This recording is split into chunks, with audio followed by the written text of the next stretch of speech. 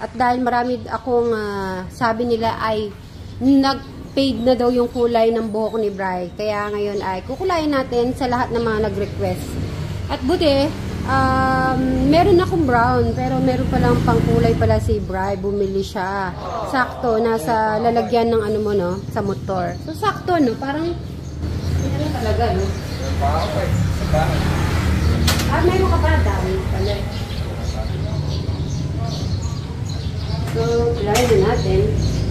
Ayan ito, pagsasama ka dapat? Wala sa'yo. Pwede mix. Hindi ka mukhang buhok natin. Kaya ulit mo yan.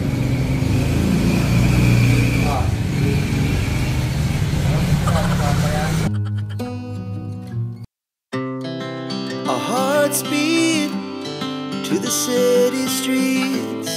We began to feel the fire.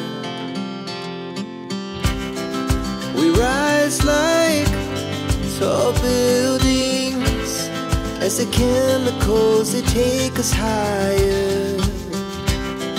The night's young and it's just begun as she puts her hand in mine. We wanna chase the night, wanna dance to the light, pull the stars from the sky, just two hearts running wild. Never sleep, never stop, as we shout from the top. We're gonna be two hearts running wild.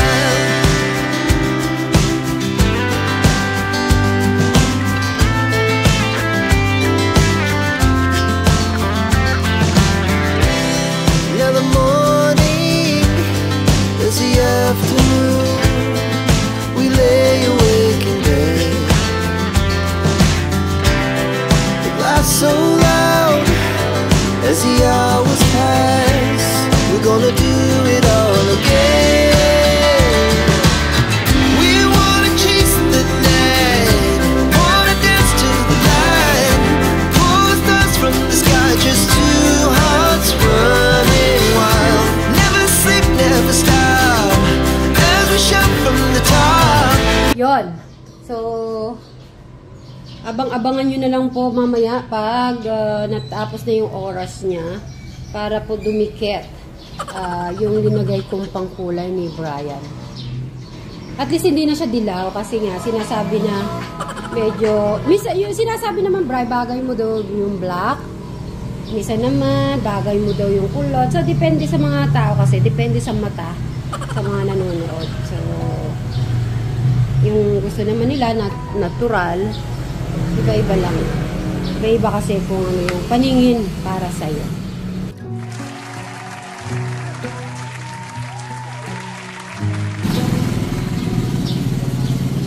Yan, mamaya na lang po guys. Bye!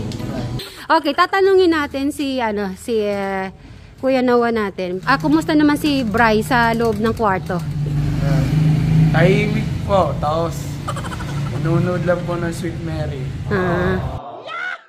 So ayan, pupunta na po kami sa Tekram House.